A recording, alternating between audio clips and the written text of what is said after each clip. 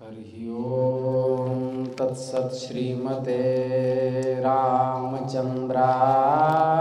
नमः।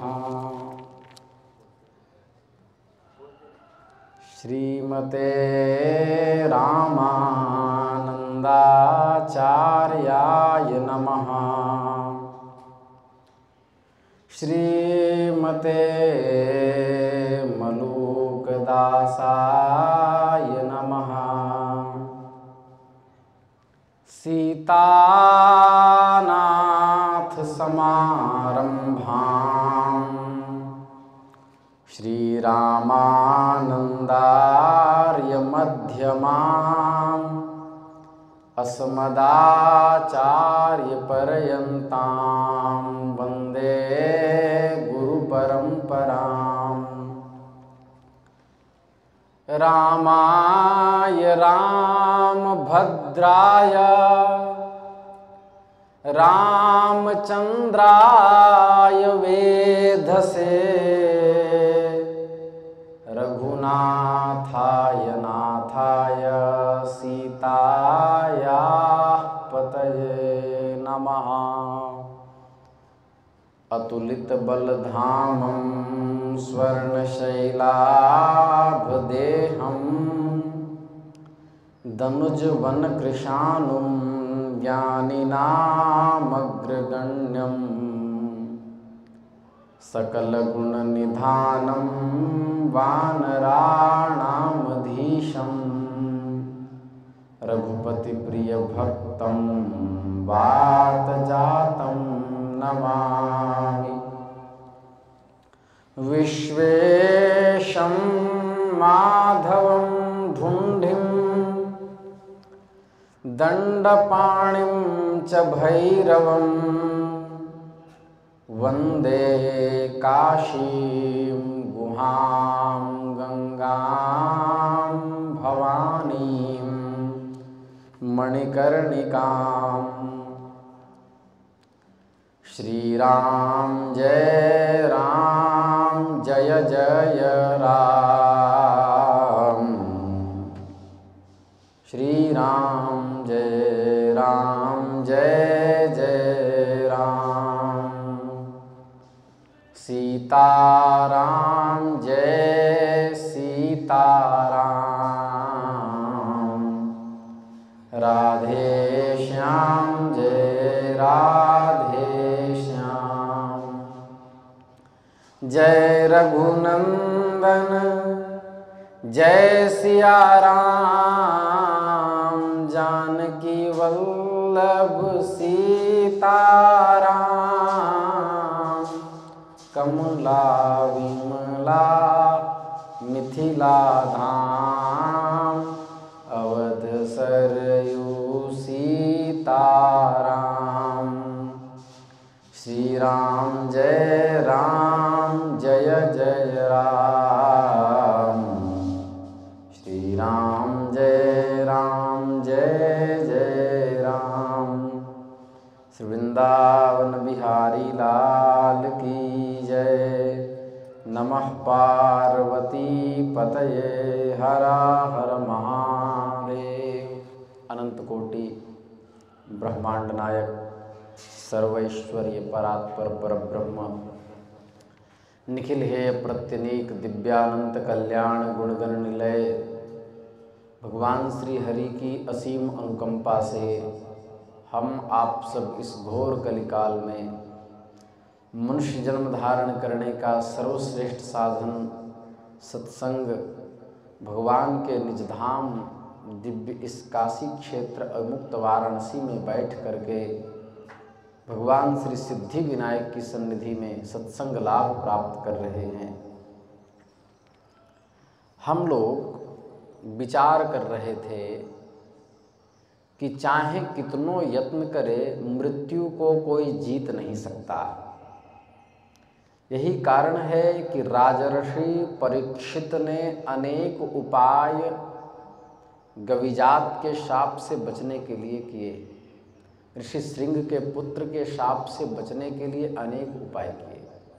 वो कहे मृत्यु न होगी, मैं ऐसा एक महल बनाऊंगा जिसमें किसी भी प्रकार से वायु भी प्रविष्ट नहीं हो सकती बिना मेरी आज्ञा के।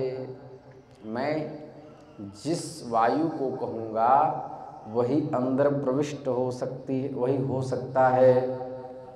इसलिए क्या किया जाए, दिव्य एक महल बनवाया और कहा 7 दिन के अंदर मृत्यु की बात हुई थी, 7 दिन हम इसी के, जब तक साप का समय समाप्त नहीं हो जाता हम उसी कक्ष में रहेंगे, ऐसा कहा। उस समय कश्यप नाम के ब्राह्मण जो मृत व्यक्ति को जीवित करने में समर्थ थे, विष को काटने में समर्थ थे, उनके पास ऐसी विद्या थी। वो सोचे कि मैं राजर्षि परीक्षित शापग्रस्त हैं, उनके प्राणों की रक्षा यदि मैं कर दूंगा तो मुझे वो पर्याप्त धन देंगे, उतना धन से मेरा कृत्य सफल हो जाएगा, मैं धन लेके चला आऊँगा, संसार को एक पुण्यात्मा सम्राट भी मिला रहेगा।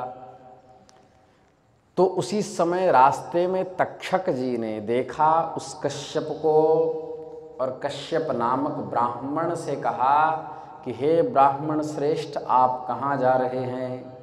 कहा मैं आज 7वां दिन है, मैं जा रहा हूँ राजर्षि परीक्षित की रक्षा करने, क्योंकि उसे किसी मुनि कुमार ने उन्हें शाप दिया है कि 7वें दिन के अंदर तक्षक उन्हें डस लेगा, इसलिए मैं वहाँ जा रहा हूँ, उनके प्राणों को बचा लूँगा और धन भी लेके चला आऊँगा। तक्षक नाग ब्राह्मण का वेश बनाया था। उसने कहा कि मैं ही तक्षक हूँ, सुनो, मेरा काटा हुआ व्यक्ति पानी नहीं मांगता तो तुम कैसे जीवित करोगे? तुम इसलिए व्यर्थ श्रम मत करो, लौट जाओ। कहा नहीं महाराज, आप मेरी विद्या को जानते नहीं हैं, आप मेरी विद्या का कद्र नहीं कर रहे हैं। बोले ठीक है, ये सामने जो ये वृक्ष पड़ा है, इस हरे भरे वृक्ष को मैं डसूंगा और तत्काल ही वह भस्मीभूत होकर के राख बनकर पृथ्वी पर पड़ा होगा। बोले अब करके देख लीजिए। तक्षक ने जैसे ही फन का आक्रमण उस हरे भरे वृक्ष पर किया, वृक्ष उस समय भस्मीभूत होकर के राख बनकर पृथ्वी पर गिर पड़ा। इतना भयंकर विष था तक्षक का। उसी समय अपने औषधीय मंत्र से अभिषिक्त करके जल को महात्मा कश्यप ने, ये कश्यप वो कश्यप नहीं है, अदिति वाले नहीं है, कश्यप ने उस राख पर जैसे ही फेंका वह फिर से हरा भरा हो गया। ये देख करके तक्षक अत्यंत चिंतित हुए। उन्होंने कहा अब मुझे क्या करना चाहिए? तो उन्होंने कहा देखो हे विप्रवर, राजा से जितना तुम धन चाहते हो उतना धन मुझसे अभी ले लो और अपने घर लौट जाओ, जिससे मैं अपने कृत्य में सफल हो सकूं। क्योंकि जिसका प्रारब्ध समाप्त हो गया, जिसके पूर्वकृत पुण्य समाप्त हो गए, अब जिसका श्वास समाप्त हो गया वो फिर जीवित कदापि नहीं हो सकता। इसलिए उनका समय पूरा हो गया है, इसलिए तुम जाओ, हम तुमको समझा बुझा करके कह रहे हैं। तक्षक की बात सुन करके परमार्थवेता कश्यप मन में बार बार सोचने लगे कि अब मुझे क्या करना चाहिए। यदि धन लेकर के मैं घर जाता हूँ तो धन लोलुप होने के कारण संसार में मेरी कीर्ति नहीं होगी, और यदि राजा जीवित हो जाते हैं तो मेरी अचल कीर्ति होगी तथा धन प्राप्ति के साथ साथ पुण्य भी प्राप्त होगा। यश भी रक्षणीय है और बिना यश के धन को धिक्कार है, क्योंकि प्राचीन काल में महाराज रघु ने कीर्ति के लिए अपना सब कुछ ब्राह्मणों को दान में दे दिया था, महाराज रघु ने। तो उसी प्रकार सत्यवादी हरिश्चंद्र ने अपने कीर्ति और अपने सत्य की रक्षा के लिए संपूर्ण साम्राज्य को तिलांजलि दे दी थी। अतः विष की अग्नि से जलते हुए राजा परीक्षित की उपेक्षा मैं कैसे करूं? यदि मैं महाराज को जिला दूं तो सब लोगों को अत्यंत सुख मिलेगा और यदि राजा मर गए तो अराजकता के कारण सारी प्रजा नष्ट हो जाएगी, इसमें संदेह नहीं है। मुझे करना क्या चाहिए? मन में ऐसा विचार करके परम बुद्धिमान कश्यप ने ध्यान करके जाना कि महाराज परीक्षित की आयु अब समाप्त हो चुकी है, तो वो सोचे कि अब वहाँ जाना व्यर्थ है, तो तक्षक से ही पर्याप्त धन लेकर के वो वापस हो गए। इसलिए कहा भावी जो प्रबल है, सुनहु भरत भावी प्रबल, जो विधि लिखा लीलार। हे भरत, भावी इतना प्रबल है कि जो ललाट पे विधाता ने लिख दिया है वो कभी भी टल नहीं सकता। विधिना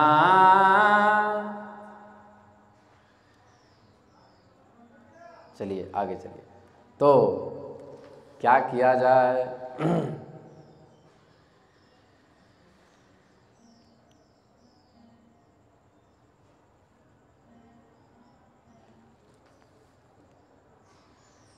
अब मैं किस उपाय से इस राज्य भवन में प्रवेश करूं और इस पापी मूढ़ विप्र को पीड़ित करने वाले मुनि के शाप से आहत इस दुष्ट सम्राट को मैं कैसे छलूं, ये सोच रहा था तक्षक।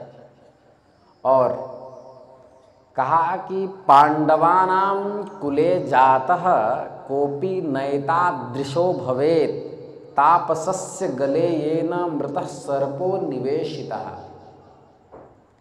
पांडव वंश में कोई भी ऐसा कलंकी नहीं हुआ, इस राजर्षि परीक्षित के अतिरिक्त कह रहे हैं तक्षक, कि जिसने किसी तपस्वी महात्मा, तपरत महात्मा के गले में मरा हुआ सर्प डाल दिया हो, ऐसा कोई नहीं हुआ। इसलिए इसको जीने का कोई अधिकार नहीं। ऐसा निंदित कर्म करके काल चक्र को जानते हुए भी इस राजभवन में रक्षकों की नियुक्त करके राजभवन में छिप करके मैं मृत्यु को कैसे ठगूं, मैं मृत्यु की वंचना कैसे करूं, मैं राजा को कैसे डसूं। यह मंद बुद्धि इतना भी नहीं जानता कि मृत्यु तो अनिवार्य है। इसी कारण यह रक्षकों की नियुक्त करके स्वयं भवन पर चढ़ कर के आनंद लेता हुआ 7वें दिन का यापन कर रहा है। इसलिए मृत्यु को तो कोई रोक नहीं सकता, कुछ न कुछ तो करना ही पड़ेगा। यदि यह चाहता, बहुत सुंदर बात कहे हैं, दान पुण्यादिकं राजा कर्तुमर्हति सर्वथा धर्मेण हन्यते व्याधिर्येनायु शाश्वतम भवेत्। क्या सुंदर श्लोक है, अंकित कर लेना चाहिए इसे। यदि यह चाहता तो अनेक प्रकार के दान पुण्य के द्वारा अपनी आयु बढ़ा सकता था। दान पुण्य करने से आयु बढ़ती है, क्योंकि धर्म आचरण करने से, सत्संग करने से, सत्संग में सहयोग देने से, महात्माओं की संगति करने से आयु बढ़ती है, व्याधि नष्ट होती है। इसलिए उससे आयु स्थिर होती है। यदि ऐसा संभव नहीं था तो मृत्यु के समय संपन्न की जाने वाली स्नान, दान आदि क्रियाएं करके मृत्यु के अनंतर स्वर्ग यात्रा कर सकता था, किंतु इसने ऐसा नहीं किया। द्विज पीड़ा कृतं पापम पृथग्वास्य च भूपतेः विप्रशापस्तथा घोर आसन्ने मरणे किल। मुनि को पीड़ा पहुंचाने के पाप इस राजा को था ही, ब्राह्मण का घोर शाप अलग से है। अतः अब इसकी मृत्यु सन्निकट है। अच्छा, तक्षक ये नहीं समझे, तक्षक क्रोध में तो बोल रहे हैं, किंतु इन्हें यह बात पता नहीं कि ऋषि समीक बिल्कुल भी परीक्षित पर क्रोधित नहीं थे। ऋषि समीक के अंतःकरण में परीक्षित को लेकर के किसी प्रकार का कोई प्रश्न चिन्ह नहीं था। क्यों? क्योंकि महर्षि शमीक जानते हैं कि राजर्षि परीक्षित की बुद्धि इसलिए बिगड़ी क्योंकि उनके पूर्वजों ने जरासंध का वध करके जो मुकुट प्राप्त किया था, तो युद्ध में जीता हुआ स्वर्ण में कली का वास होने के कारण से उसी मुकुट को राजकोष की स्वच्छता के अवसर में उन्होंने अपने सर पर धारण किया, जिससे कली का वास मस्तिष्क पर हो गया। और कली प्रकोपात राजर्षि परीक्षित जैसे धर्मात्मा से एक ऐसा अनुचित कार्य हो गया जिससे पांडव वंश के कीर्ति पर प्रश्न चिन्ह लग गया। ये ऋषि समीक जानते हैं। इसलिए ऋषि समीक ने अपने पुत्र से कहा कि पुत्र, सम्राट पिता के समान होता है, सम्राट का अनादर नहीं किया जाता। नैषधीय चरितम में महाकवि हर्ष ने लिखा है कि क्या लिखा, स्वर्णस्य दंडैक सितात पत्रित ज्वलत प्रतापावली कीर्ति मंडल। जो सम्राट होता है उस सम्राट की कीर्ति आभा दिव्य होती है और उसमें अष्ट लोकपालों का वास होता है। इसलिए डायरेक्ट सम्राट का नाम नहीं लेना चाहिए जो पदाभिषिक्त हो।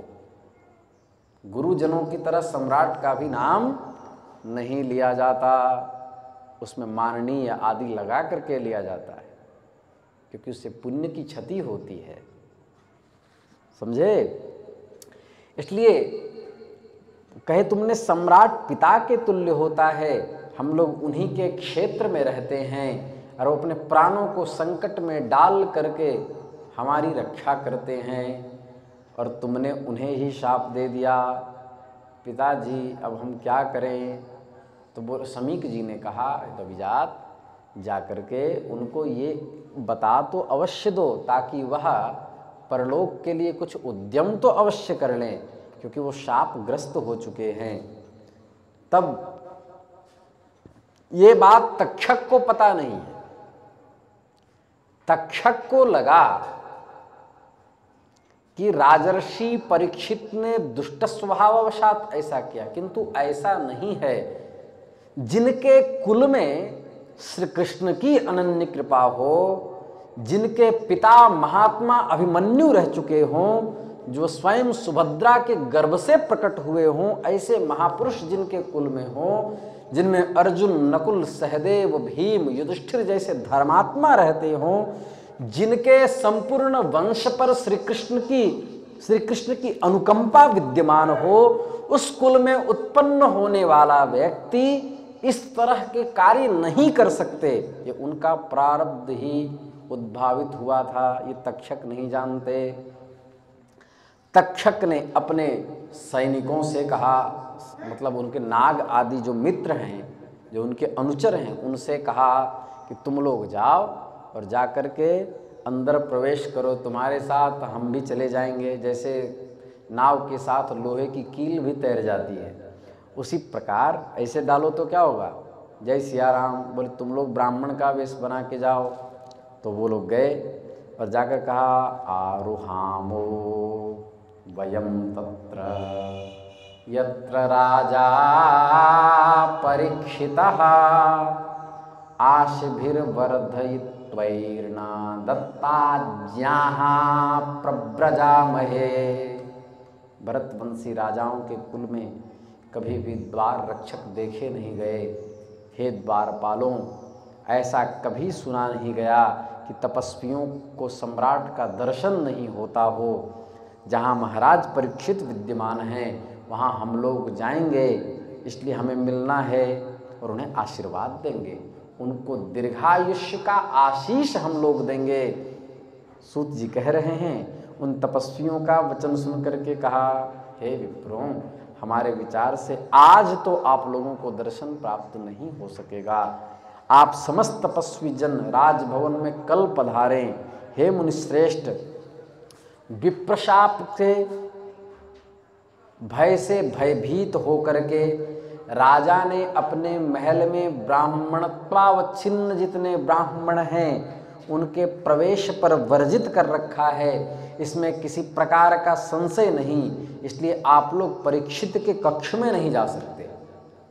तब ब्राह्मणों ने उनसे कहा कि ठीक है, हम लोग नहीं जा सकते, तो ये फल मूल जल आप रक्षक गण राजा को दे दें और हम लोग का आशीर्वाद पहुंचा दें और पास में जाकर तपस्वियों के आगमन की बात कह दें। ऐसा ही हुआ, वे लोग फल मूल दे आए और साथ ही मेरी ओर से प्रणाम भी कहना और कहना, हे राजर्षि परीक्षित, इस फल का सेवन कीजिए। तो दिया तो कहा, हे सचिवों, मैं तो तपस्वियों से अर्पित इस फल को अवश्य प्राप्त करूंगा, क्योंकि आज मैं सुरक्षित जो बच गया हूँ। आज ऋषि पुत्र की वाणी झूठ हो गई, ऐसा परीक्षित कहने लगे।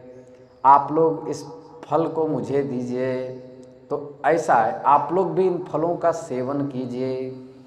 तो उसके बाद एक सुंदर पका फल हाथ में लिया और इसी को कहते हैं प्रारब्ध। वो उसी फल को लिए जिसमें तक्षक एक छोटा सा कीट बन करके उस फल के अंदर प्रविष्ट हो गए थे। जैसे पका हुआ सेब आदि जो होता है, उसका जो भेंकुआ होता है, जिसको वृंत कहते हैं संस्कृत में, जो उसकी डाली होती है उसमें हल्का छेद होता है छोटा सा, उसी मार्ग से उसके अंदर तक्षक प्रविष्ट हो गए। राजा ने फल को विदीर्ण किया, अमनिया किया। उसमें ताम्र वर्ण वाला, काला नेत्र वाला एक छोटा सा कीट बैठा हुआ था। सूर्य अस्त हो रहे थे, अतः अब मुझे विष का भय नहीं है, क्योंकि अब सूर्यास्त होने वाला है और मैं सूर्यास्त तक तो किसी को प्रवेश ही नहीं दूंगा। तो न रहे बांस न बजे बांसुरी। मैं ब्राह्मण के इस शाप को अंगीकार करता हूँ। ऐसा अहंकार में राजर्षि परीक्षित कहने लगे कि यह कीट मुझे काट ले। उनको लगा कीट क्या करेगा, तक्षक की नहीं बात आई थी ना, कीट क्या करेगा। ऐसा कह कर के महाराज परीक्षित ने उसे अपने गले पे रख लिया, उस कीट को। सूर्य के अस्त होते ही गले का अस्थित वह कीट कालस्वरूप भयानक तक्षक के रूप में परिणित हो गया। परिणित हो गया। उस नाग ने तत्काल राजा को देखते ही देखते अपने संपूर्ण आगोश कुंडलियों में लपेट लिया और उन्हें डस लिया। यह देखते ही सभी मंत्री आश्चर्य में पड़ गए और अत्यंत दुखी होकर के विलाप करने लगे। भयंकर रूप वाले उस सर्प को देख करके जैसे मृत्यु को समीप देखते हुए माँ अपने बालक को भी छोड़कर भाग जाती है, उसी प्रकार भयभीत होकर वहाँ से सब भागने लगे। सभी रक्षकगण चिल्लाने लगे। इस प्रकार वहाँ हाहाकार मच गया। उस सर्प के शरीर से बद्ध हो जाने के कारण राजा का महान बल प्रभावहीन हो गया, जिससे वे उत्तरापुत्र परीक्षित कुछ भी बोल नहीं पाए, हिलडुल सकने में असमर्थ थे। मतलब सुभद्रा के पुत्र हिलने डोलने में असमर्थ थे। तक्षक के मुख से विषजनित भयंकर आग की ज्वालाएं उठने लगी और उस ज्वाला में जल करके राजर्षि परीक्षित निष्प्राण हो गए। उनको निष्प्राण कर दिया। तक्षक क्षण भर में आकाश को चला गया। वहाँ लोगों ने संसार को भस्मसात कर देने की सामर्थ्य वाले उस तक्षक को देखा। वे राजा परीक्षित प्राणहीन होकर जले हुए वृक्ष की भांति गिर पड़े। राजा को मृत देख करके सब लोग विलाप करने लगे। गत प्राणम तु राजानम बालम पुत्रम समीक्ष्य च चक्रुश्च मंत्रिणः सर्वे परलोकस्य सत्प्रियाः। सभी मंत्रियों ने राजर्षि परीक्षित को मृतक जान करके उनके पुत्र जनमेजय, पांडु के पुत्र पांडव, उनमें से अर्जुन के पुत्र अभिमन्यु, अभिमन्यु के पुत्र राजर्षि परीक्षित, परीक्षित के पुत्र जनमेजय। तो जनमेजय को, यही जनमेजय जी हैं जिनको कथा सुना करके महाभारत की रचना हुई है। जन्मेजय को अबोध जान करके उनकी परलोक संबंधी क्रियाएं सम्यक प्रकार से संपन्न की गई। शरीर दग्ध हो जाने से भस्मीभूत हुए राजा को उन मंत्रियों ने गंगा के किनारे अगर नाम का इत्र बड़ा ही प्रसिद्ध होता है और अगर की लकड़ी अगर से बनाई गई चिता पर रखा। अकाल मृत्यु को प्राप्त राजा परीक्षित की और दैहिक क्रिया राजा के पुरोहितों के द्वारा वैदिक मंत्रों के साथ की गई। उनके अग्निहोत्र की अग्नि से उनका महाप्रयाण हुआ। मंत्रियों ने ब्राह्मणों को गायें, स्वर्ण, अनेक प्रकार के अन्न और नाना प्रकार के वस्त्र यथोचित रूप में दिए। राजा जन्मेजय शुभ मुहूर्त में राज्य सिंहासन पर लब्धमान मूर्धाभिषिक्त हुए। जन्मेजय नामक उस बालक को अपने राजा के रूप में स्वीकार वहाँ के प्रजा ने किया। राजकुमार की धात्री उन्हें सब प्रकार के राजोचित गुणों की शिक्षा देने लगी। इस प्रकार दिन दिन वृद्धि को प्राप्त हुए राजर्षि जन्मेजय महाबुद्धिमान हो गए और संप्राप्त विद्यो बलवान बभूव दुरतिक्रमः धनुर्वेदे तथा वेदे पारगः परमार्थवित्। परमार्थम वेत्ति इति परमार्थवित्, अर्थात राजर्षि जन्मेजय गुरुजनों की सन्निधि में वेद, व्याकरण, न्याय, वेदांत, मीमांसा, छंद, कल्प, निरुक्त, ज्योतिष और संपूर्ण वेद, धनुर्वेद, आयुर्वेद आदि सारे उपवेद का भी अध्ययन कर लिया। और अध्ययन करने के बाद इनके साथ साथ क्या हुए? वेदो पारगः, पारम गच्छति इति पारगः, वेदों को भी आत्मसात कर लिया। और इतना केवल नहीं किया, केवल पढ़े लिखे पोंगा पंडित नहीं थे, कर्मकांड करा लिया, रुद्री करा ली, ग्रह शांति करवा ली, मंत्र संहिता हो गया, तो ऐसा नहीं। परमार्थवित्, परम प्रयोजनम यस्य, परम प्रयोजन जो परमात्म प्राप्ति, भगवत प्राप्ति है, उस रहस्य को वो जानने वाले हो गए। परमार्थम वेत्ति, परमार्थम जानाति इति परमार्थवित्, परमार्थ को जानने वाले थे। केवल इतना ही नहीं थे, धर्मशास्त्रार्थ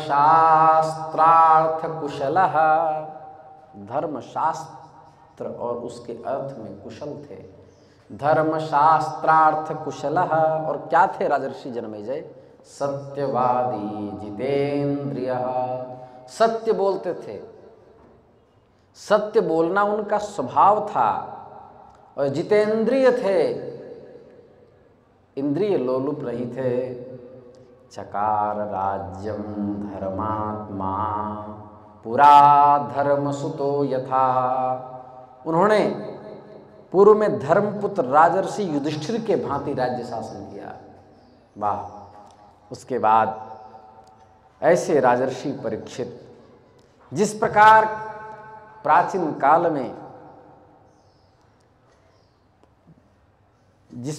प्राचीन काल में काशी राज की पुत्री को पाकर विचित्र वीर्य श्री कृष्ण की बहन को सुभद्रा को पाकर अर्जुन आह्लादित हुए, उसी प्रकार बपुष्टमा नाम की कन्या, वो सुवर्ण वर्मा के पुत्री बपुष्टमा नाम की कन्या का पाणी ग्रहण करके राजर्षि जन्मेजय आह्लादित हुए। जन्मेजय गृहस्थ धर्मोचित धर्मों को करने लगे। उनके द्वारा सुखपूर्वक रक्षा की गई प्रजा अत्यंत संतुष्ट थी। इसी तरह उसी समय तक्षक के द्वारा पीड़ित उतंक नामक मुनि का हस्तिनापुर में आगमन हुआ। दिव्यात्मा उतंक, इस सर्प की शत्रुता का बदला कौन ले सकता है, ऐसा सोच करके परीक्षित पुत्र जन्मेजय को उपदेश करने के लिए महात्मा उतंक हस्तिनापुर गए और उतंक को उपदेश किया, हे भूपवर, आपको गद्दी मिल गई तो आप पूर्व के सारे कृत्य भूल गए। क्या करना चाहिए, क्या नहीं करना चाहिए, कर्तव्य कर्तव्य सब आप भूल चुके हैं। हे राजर्षि जन्मेजय, यह आपको शोभा नहीं देता। आप इस समय न करने योग्य कार्य कर रहे हैं और करने योग्य कार्य नहीं कर रहे हैं। अकर्तव्यम करोष्यद्य कर्तव्यम न करोषि वै, किम त्वाम संप्रार्थयाम यद्य गतामर्थम निरुद्यमम। क्या करना चाहिए? जन्मेजय बोले, मैंने किस शत्रुता को नहीं जाना, उसका प्रतिकार नहीं किया। हे महाभाग, क्या हमसे कमी रह गई, यह आप हमसे कहिए। उतंक बोले, राजन, आपके पिता परीक्षित दुष्टात्मा तक्षक नाग के द्वारा मारे गए हैं। आप मंत्रियों को बुलाकर अपने पिता की मृत्यु के विषय में पूछिए। उतंक का वचन सुनकर के मंत्रियों से पूछा। उस समय छोटे थे, इनको पता नहीं था। मंत्रियों से पूछा, बोला हाँ, एक सर्प ने उन्हें डस लिया था। मेरे पिता राजा परीक्षित की मृत्यु का कारण तो मुनि प्रदत्त शाप था। हे मुनिश्रेष्ठ, इसमें तक्षक का क्या दोष? यदि महात्मा गविजात महर्षि श्रृंगी के पुत्र यदि शाप नहीं दिए होते तो ऐसा होता ही नहीं। शमीक के पुत्र, श्रृंगी कह दिया हमने, महात्मा शमीक के पुत्र यदि शाप न दिए होते तो ऐसा होता ही नहीं। इसमें तक्षक का क्या दोष था? तक्षक ने कश्यप नामक ब्राह्मण को धन देकर आपके पिता तक पहुंचने से रोक दिया था। ये अपराध है कक्षक। तक्षक का दोष केवल इतना है क्योंकि आपकी रक्षा के लिए कश्यप तो आ ही रहे थे, किंतु उन ब्राह्मण को रोक दिया। आपके पिता का हंता वह तक्षक क्या आपका शत्रु नहीं? प्राचीन काल में मुनि रुरु की भार्या को सर्प ने डस लिया था और वो मर गई। वह अविवाहिता थी। मुनि रुरु ने अपने उस प्रिया को जीवित कर दिया और उन्होंने वहीं पर अत्यंत भीषण प्रतिज्ञा की कि मैं जिस किसी भी सर्प को देखूंगा उसको तत्काल किसी आयुध से मार डालूंगा।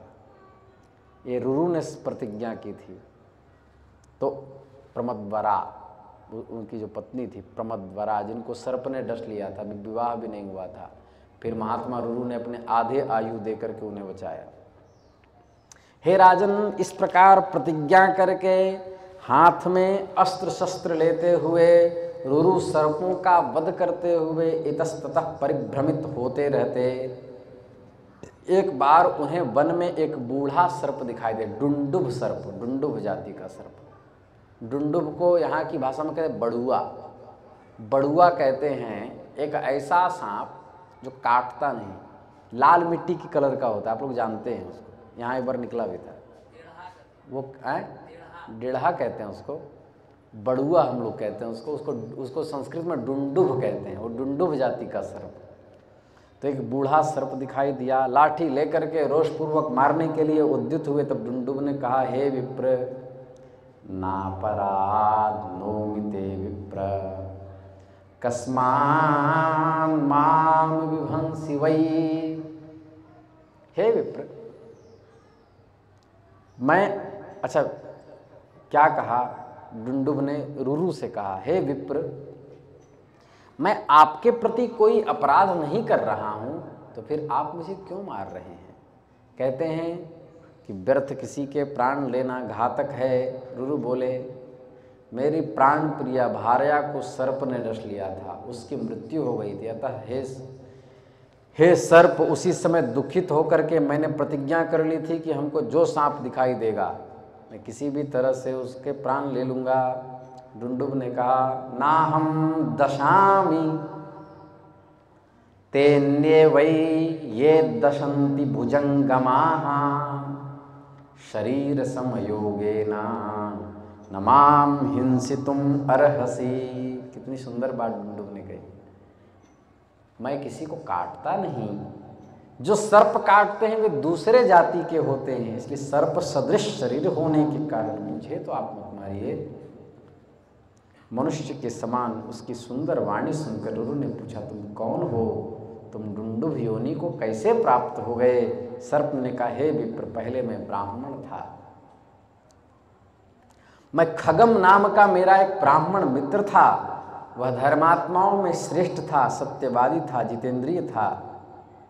एक बार अपनी मूर्खतावशात मैंने एक तृण का सर्प बना करके, घास का सर्प बना करके उसे धोखे में डाल दिया। वो भयभीत हो गया। वो उसमें अग्निहोत्र में विद्यमान था। वह अत्यंत डर गया, भय के मारे थर थर कांपने लगा। उसके हाथ से घी की स्रुवा गिर गई। उसने कहा, हे मंद बुद्धि, तुमने सर्प दिखा करके मुझे डराया है, अतः तुम सर्प हो जाओ। सर्प रूप में मैंने उस ब्राह्मण से बड़ी प्रार्थना की। तब उस ब्राह्मण ने क्रोध को थोड़ा शांत करते हुए कहा, हे सर्प, जब प्रमति के पुत्र महर्षि रुरु तुम्हें इस शाप से मुक्त करेंगे तो उस समय तुम मुक्त हो जाओगे। उनसे यह बात उन्होंने मुझसे कही थी। मैं वही सर्प हूँ, आप रुरु हैं। आप मेरे वचन को ध्यान से सुनिए। कौन सा वचन? अहिंसा परमो धर्मः विप्राणाम नात्र संशयः। क्या सुंदर श्लोक है, उपनिषद से लिया गया है।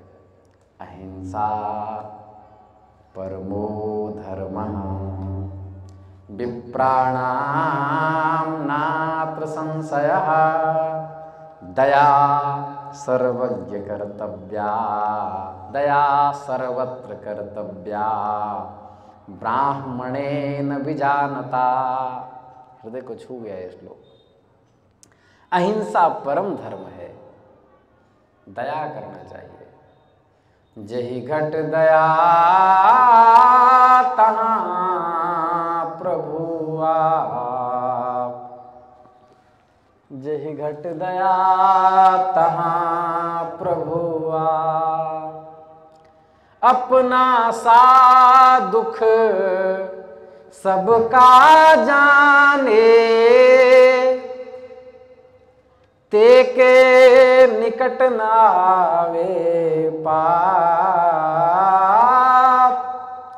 अपना सा दुख सबका जाने, ते के निकट नावे पाप। जेहि घट दया तहाँ प्रभु आप, जेहि घट दया तहाँ प्रभु आप। दया करे, मनुक्ता जी कह रहे, धर्म मन राखे, जग से रहे उदासी। अपना सा दुख सबका जाने, ताहि मिले अविनाशी।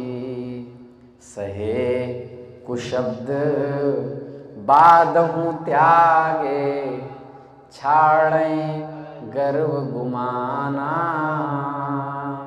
सहे कुशब्द बादहु त्यागे, छाड़ें गर्व गुमाना। यही रीझ मेरे प्रभु रघुवर की, कहत मलूक दीवाना। तो इस प्रकार अहिंसा परमो धर्मो विप्राणाम नात्र संशयः। ब्राह्मण को चाहिए कि कभी वह किसी जीव से द्वेष न करे, किसी को विपत्ति में न डाले, किसी से ईर्ष्या न करे, सर्वदा दया करे। हे विप्रवर, यज्ञातिरिक्त कहीं भी की गई हिंसा वर्ज्य है। याज्ञिक हिंसा हिंसा नहीं कही गई। इसलिए हे विप्रवर, तब वह ब्राह्मण सर्प योनि से मुक्त हो गया। इस प्रकार उस ब्राह्मण के शाप का अंत करके रुरु ने भी हिंसा छोड़ दी। उन्होंने मरी हुई उस सुंदरी को पुनः जीवित कर दिया, उसके साथ विवाह कर लिया। हे राजन, उस मुनि के इस प्रकार शत्रुता का स्मरण करते हुए उन्होंने जैसे सभी सर्पों का संहार किया था, परंतु हे श्रेष्ठ, आप तो वैर भूलकर अपने पिता को मारने वाले सर्पों के प्रति क्रोध शून्य बने रहते हैं। आप तो कोई उद्यम करते ही नहीं, मानो पिता की राज्य गद्दी मिल जाने के बाद आप सारे कर्तव्य भूल चुके हैं। इतना सुनना था कि मन में सोचने लगे, जिसके पिता सर्प से दंशित होकर के मृत्यु को प्राप्त हुए हों और मैं शांत से बैठा हूं, अश्रुपात करने लगे। मुझ मिथ्याभिमानी को और इस दुर्बुद्धि को धिक्कार है। मैं आज से ही सर्प यज्ञ प्रारंभ करूंगा, सर्प यत्र प्रारंभ करूंगा, सर्पों की आहुति दे करके अवश्य ही पिता के मृत्यु का प्रतिशोध लूंगा। महाभारत में बड़ी विस्तार से कथा है। राजर्षि परीक्षित के पुत्र राजर्षि जन्मेजय गंगा के किनारे उत्तम भूमि की माप करा करके और मंत्री प्रवरों से कहा कि ब्राह्मणों को कहा जाए कि सम्राट के लिए यज्ञ करे। 100 खंभे वाला एक सुरम्य मंडप को तैयार करवाया और उसमें यज्ञ की दीक्षा लेने के लिए सोची। उसके बाद यज्ञ वेदी निर्मित करवाई गई और यज्ञ चलने लगे। उसमें लिखा है, हाथी के आकार के सर्प थे, सब आके बस यहाँ से आहुति जैसे ब्राह्मण देते वैसे आकाश से आकर के सब उसी कुंड में गिर जाते। अरबों सर्प जलकर खाक हो गए, सब भस्मीभूत हो गए। और उसके बाद तक्षक इंद्र के पास गया और बोलने लगा, मैं भयाकुल हूँ, मेरी रक्षा कीजिए। ततः पश्चात इंद्र ने उस भयभीत तक्षक को सांत्वना दे करके उसे आश्रय प्रदान किया अपने सिंहासन के पास और कहा, तुम यहीं रहो, तुम इंद्र के पास हो, साधारण स्थान पर नहीं हो, तुम यहीं रहो। तदनंतर उतंक मुनि उस तक्षक को इंद्र का शरणागत हुआ जान करके, इंद्र के अभय दान को पाया जान करके मंत्र प्रभाव से तक्षक का आवाहन कर दिया। जैसे ही तक्षक का आवाहन किया तब तक्षक ने यायावर वंश में उत्पन्न जरत्कारु धर्मनिष्ठ आस्तिक मुनि का स्मरण किया। हुआ क्या, ध्यान से सुनिए, महाभारत में लिखा, यहाँ नहीं है। जैसे ही तक्षक का आवाहन किया, इंद्र का सिंहासन सहित तक्षक गिरने लगा, इंद्र भी गिरने लगे। ये होता है मंत्र का बल।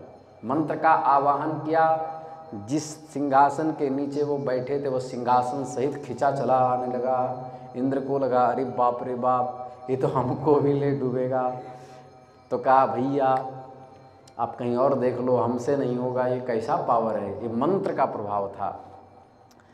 तो राजा जन्मेजय ने जैसे ही ये बात हुई, उस समय जरत्कारु के धर्मनिष्ठ आस्तिक नामक मुनि का, जो जरत्कारु के पुत्र थे, उनका स्मरण किया।